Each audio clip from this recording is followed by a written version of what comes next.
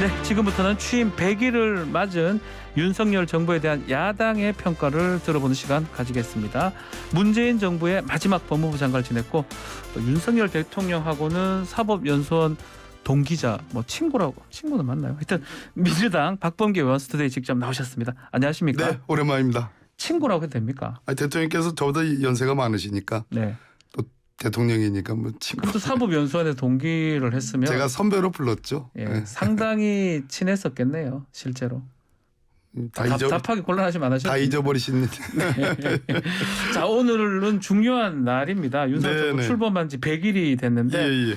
여론조사를 봤을 때는 조금 국민들의 평가가 박한 것 같긴 합니다. 아마 이게 많이 박하죠. 저는. 예상됐던 네. 우려라고 봐야 됩니까? 그렇죠. 어떻습니까? 인수위를 네. 잘못 꾸렸고요. 네. 인수위에서 그 5년간의 국정 로드맵이 타이트하게 나와야 되는데 제가 보기에는 용산 대통령실 이전 외에는 생각나는 게 없어요. 윤석열 정부의 국정과제가 뭐냐라고 물어보면 국민들 중에 아는 분이 없을 겁니다. 그래서 인수위의 실패고 그 뒤에 역시 우려했던 검찰공화국으로 예. 인사를 그렇게 배치했고 그래서 생각나는 게 완전히 그 소위 이제 민생은 외면하고 인사 참사, 네. 편파 수사 아하. 그리고 뭐 8.15 엊그제 경험해 보니까 친일 뭐 이런 것들밖에 생각이 나지 않아요. 자, 그러면 네.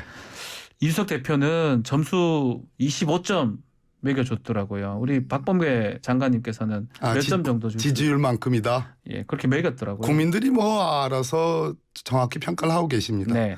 뭐 약간의 들쑥날쑥이 있지만 30% 미만인 건 맞는 것 같고 네. 그렇다면 사실상 박근혜 전 대통령 탄핵 국면과 다를 바 없는 국민의 외면이라고 볼 수밖에 없죠.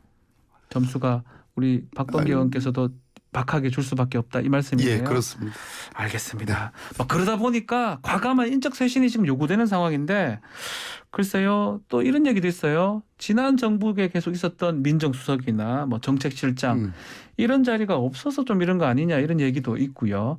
결국은 좀 인적 쇄신 얘기가 윤석열 대통령은 좀 교체나 이거보다는 보강 쪽으로 또 가닥을 잡은 것 같기도 하고요. 그 부분 어떻게 보십니까?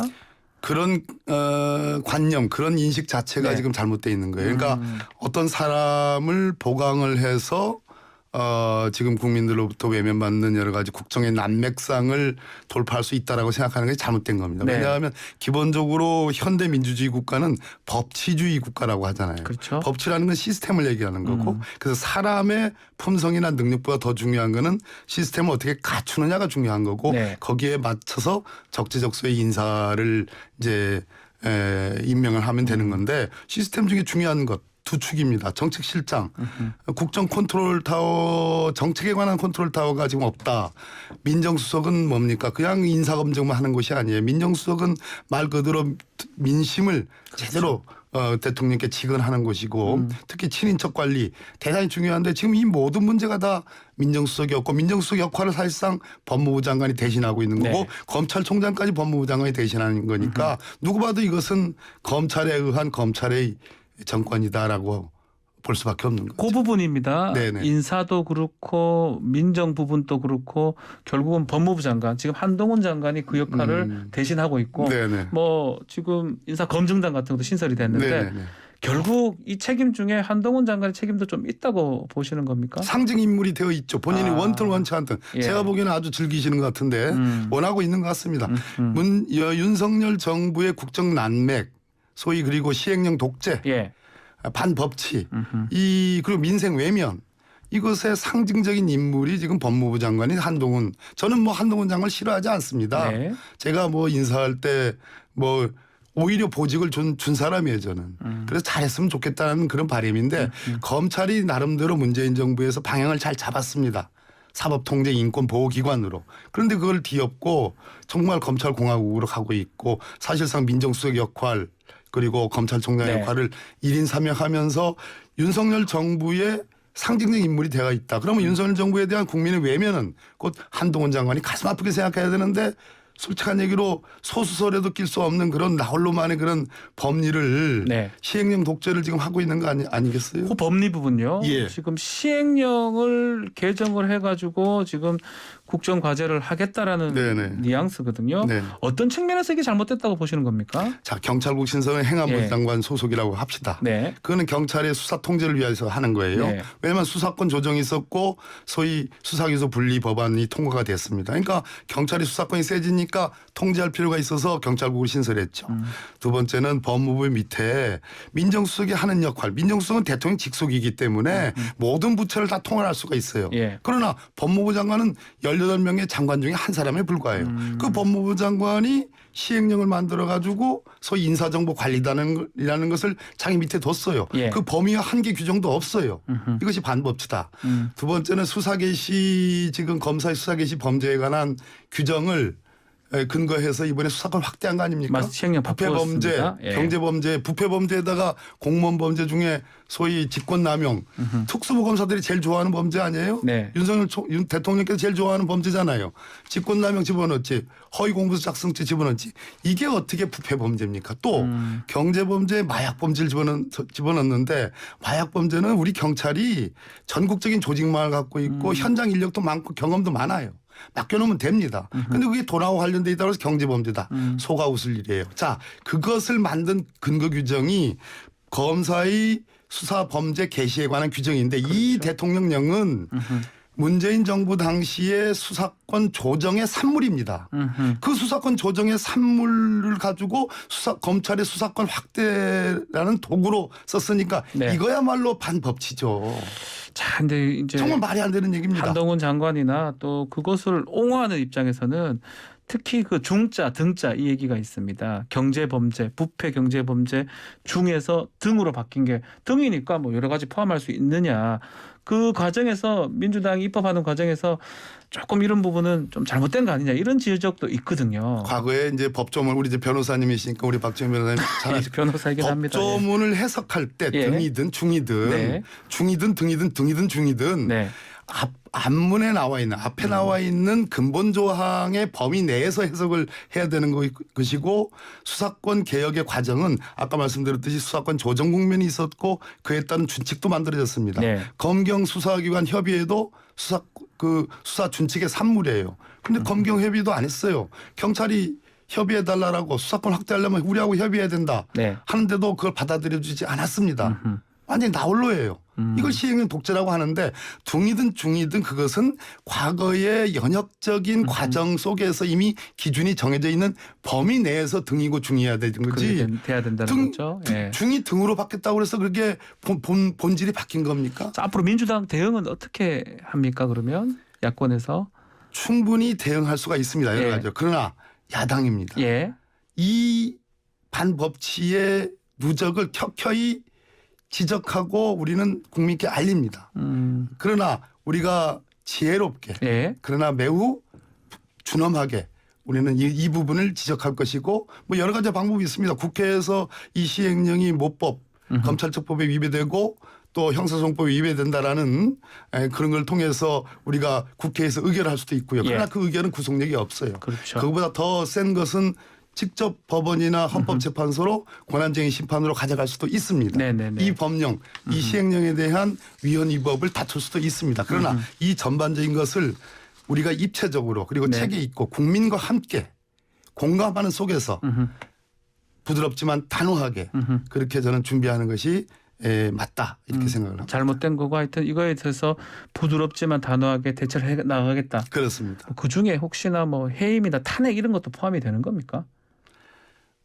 논리상이나 법리상으로 다 거론될 수 있습니다. 아. 그러나 민주당은 집권했던 정당이고 네. 앞으로 집권해야 될 정당입니다. 정권을 가져와야 될 정당입니다. 그렇기 때문에 아주 책임 있는 자세 네. 그리고 전술적 유연함도 함께 하면서 여러 가지를 함께 저는 뭐 모색을 해야 된다. 이렇게 생각을 합니다. 자, 이 가운데 어제도 압수수색이 있었는데요. 박지원 전 원장이라든지 서훈 장관이라든지 자택 압수수색이 검찰이 했습니다. 이 부분은 어떻게 보십니까? 자택까지 압수수색을 한다는 게 박지원 원장은 뭐 겁박하고 망신 주기 수사다라고 얘기를 하긴 하더라고요. 특기 아닙니까?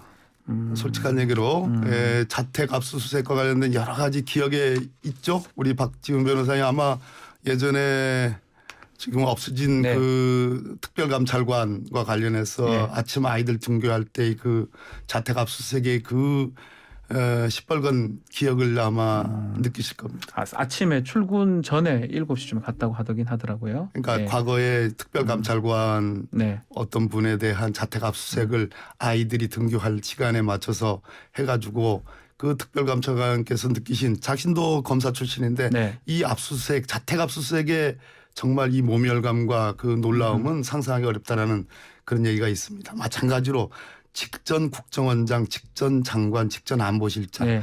이분들에 대한 자택 압수수색을 할 만큼의 사건이 아닙니다. 왜? 아. 이 어마어마한 살인 사건을 저질렀다고 의심되는 사람들이고 그거에 대한 강력한 근거들이 있고 당시 문재인 정부의 대북 정책과 관련된 여러 가지 통치행위적인 측면이 분명히 있음에도 불구하고 주변부 수사를 통해서 결국 망신 주기를 넘어서서 저는 전 정권 털기다. 무차별적인 전 정권 털기다. 그 윤핵관으로 지적된 뭐 제가 실명을 말씀드려 좀 그렇습니다만 이철규 의원이 어느 방송에 나가서 그런 얘기 안 했습니까? 이 지지율 떨어진 원인이 국민들은 다 민생의 면이라고 다 알고 있는데 네. 전 정부 사정을 전 정부 적폐청산을 철저하게 못해서 그랬다라는 이 인식이 바로 저는 대통령 인식이라고 생각합니다. 그러면 이번 압수수색 검찰총장이 없잖아요. 네. 법무부 장관 승인 없이 아니면 그냥 저절로 했을 거라고 보시는 거 어떻게 보시는 겁니까? 외형적으로는 이 승인과 같은 사실상의 승인과 같은 그러한 외형을 띠지 않았겠죠. 그러나 알만한 사람 다 아는 거 아니겠습니까? 이 특수수사했던 분들 아닙니까? 다 네. 서로 다 눈빛만 봐도 알 수 있다 이런 겁니까? 제가 말한 거죠. 눈빛만 보면 알 수 네. 있다. 이미 세팅이 예. 과거에 지금 검찰총장을 공석으로 남겨놓고 세 차례의 인사를 통해서 세팅이 끝났지 않습니까? 이 세팅은 거스를 수가 없습니다. 그 세팅을 받은 그 일선의 검사들, 일선 검찰청의 주요한 사건의 그 검사장과 주요 차장과 주요 부장, 주요 검사들의 생각이 어디에 있겠습니까? 예. 자 그러면 결국 사정 정국을 통해서 지지율을 회복. 뭐 이철규 의원 말은 조금 다르긴 하지만 어쨌든 간에 포인트 그게 맞춰져 있다면 예전에 MB 정부 때 하고 비슷한 것 같기도 합니다. 그때도 뭐 광우병 이후에 사정 정국 비슷한 것을 했던 기억들이 나거든요. 어떻게 보십니까? MB 때의 경제 상황과 네. 지금의 경제 상황은 하늘과 땅의 차이가 나요. 고환율, 고물가, 고금리 이런 속에서 민생이 지금 파탄 나 있고 제가 어제도 어떤 분에게 들은 얘기인데 고깃값이 천정부지다. 맞습니다. 예. 이런 속에서 민생에 전념을 해도 될까 말까 한 상황에서 지금 오로지 지금 제가 보기에는 수사 통치 아닙니까? 네. 시행령 독재 아닙니까? 유독 시행령을 고친 것이 수사와 관련된 겁니다. 경찰국, 인사정보관리단 그리고 이번에 수사 개시 규정을 예. 통한 검찰 수사권 확대 모두 다 수사와 관련된 것이고 그 수사조차도 공정하다면 그래도 수긍할 대목이 일이라도 있는데 완전히 편파적인 거 아니에요. 네. 문재인 정부 완전 털기 아닙니까? 그리고 이재명 의원에 대한 수사 아닙니까? 반대로 코바나 컨텐츠니 도이치모터스와 관련된 오늘 아까 그런 말씀 하시는 것 같던데 네. 김건희 씨나 장모분에 대한 수사는 도대체 어떻게 돌아가는지 알 수가 없잖아요. 예, 그리고 심지어 그분들 의심받는 그분들을 다 무슨 대통령 취임식에 초대를 했다는 그런 기사가 나오고 있고 맞습니다. 청와대가 아니죠 지금 대통령실. 대통령 집무실 대통령실 안에 지금 모 변호사 주진우 변호사라고 일컬어지고 있죠. 주진우 비서관이 TF팀을 지금 구성했다는 그게 보도가 사실이라면 있습니다. 예. 그게 사실이라면 저는 시행령 독재의 근거가 대통령 직속에 있다. 네. 이것이야말로 정말 반법치의 메카다. 이거는 좌시할 수 없는 얘기들입니다. 그 부분이거든요. 시행령 통치를 이끌 대통령실 TF 10여 명의 변호사단을 법조인이겠죠. 구성을 했다라는 오늘 경향신문 단독 보도가 있었는데요. 그 부분 뭐 지금 확인을 해야 되겠지만 확인해야 되겠죠. 그게 맞다면 그것도 아주 심각하다고 보시는 거네요. 대통령실도 직제가 있습니다. 네. 대통령령에 의한 직제. 그것도 역시 법치주의가 적용되는 거예요. 아무렇게나 조직을 만들고 네. 조직을 만들었다고 해서 아무렇게나 명령하고 지시하고 이렇게 하는 것이 아닙니다. 네. 그랬을 때 이 보도가 사실이라면 이 보도의 근거가 되는 이 내용에 근거가 되는 근거 규정들이 있는지 어떠한 역할들을 했는지를 저는 밝혀야 된다고 생각을 합니다. 자, 지금 검찰총장은 지금 없습니다. 임명이 상당히 늦어지고 있는데 글쎄요. 왜 이렇게 늦어지는지 하고 누가 지금 될 것 같은지 질문을 같이 한번 드려보겠습니다. 과거에 저희들 경험인데요. 예. 친정부 인사라고 소위 일컬어지는 사람을 발탁을 해서 검찰총장에 임명을 하더라도 예. 이 검찰총장이라는 직이 2,500명에 가까운 검사들의 수장이고 현재의 검찰 조직의 정서와 조직 문화상 그렇게 정권 뜻대로 되지 않습니다. 사실 검찰총장이 굉장히 중요합니다. 중요합니다. 상당한 방패막이도 하고 예. 외풍을 막아주는 역할도 하고 제일 중요한 것은 검사들의 마음을 사지 않으면 직을 하루도 유지하기 어려운 자리입니다. 네. 그렇기 때문에 이 검찰총장을 후임 검찰총장을 공석으로 해놓고 지금 세 차례의 대규모 인사를 단행을 했습니다. 다 했습니다. 세팅이 됐습니다. 예. 수사 세팅도 아마 되어가고 있다고 봅니다. 지금 전격적인 압수수색들이 이루어지고 하는 거 보면 저는 수사 세팅도 어느 정도 됐다. 네. 이제는 검찰총장을 임명할 때가 된 거죠. 아. 다 대충은 다 세팅이 됐으니까. 다 해놓고 지금 임명한 것이 이게 저는 그렇게 봅니다. 한동훈 장관이나 뭐 대통령 뜻하고도 관계가 있다고 보시는 겁니까? 그 뜻과 다르게 어떻게 검찰공화국인데 어떻게 다르게 운영되겠습니까? 근데 네. 지금 후보 중에서는 뭐 나름 뭐 그 검찰 내에서는 총장감이다라고 하는 분들이 고검장급들이 지금 올라와 있긴 있습니다. 있습니다. 뭐 예. 전부가 아니고 예. 있긴 있는데 저는 가급적이면 어떻든 신속하게 그 후보 중에 빨리 지명을 하는데 뭐 제가 총장과 협의 없이 네. 법무부 장관이 인사를 그렇게 단독으로 그렇게 시행했다는 점을 지적을 하니까 뭐 총장 대행과도 뭐 협의했다고 이렇게 얘기를 하는데요. 뭐 그 점을 전 눈여겨보고는 있습니다. 총장 대행 이원석 차장 말씀하시는 걸로 보이네요. 자, 시간이 좀 다 됐습니다. 많은 얘기를 좀 들어야 되는데 네네네. 오늘 100일입니다. 윤석열 정부 100일인데 당부의 말씀 듣고 마무리를 하도록 하겠습니다. 지금 주위의 대통령실의 네. 세팅이 제가 검찰공화국, 신검찰공화국 그리고 시행령 독재 이렇게 말씀드리는데 민생에 전념하기 위해서는 다시 과거 정부 우리 민주당 정부만 했던 시스템이 아닙니다. 네. 정책실장과 민정수석의 역할은 과거 이명박 정부 박근혜 정부에서 다 했던 역할들입니다. 그랬을 때 주위 사람들 다시 한번 의심해 보시고 네. 새로 완전히 시스템부터 사람으로 보강하지 말고 시스템부터 다시 원상복구를 하는 것이 저는 맞다고 생각합니다. 새로 다 해라. 알겠습니다. 자, 오늘 말씀 여기까지 되겠습니다. 네. 감사합니다. 네, 고맙습니다. 박범계 더불어민주당 의원과 말씀 나눴습니다.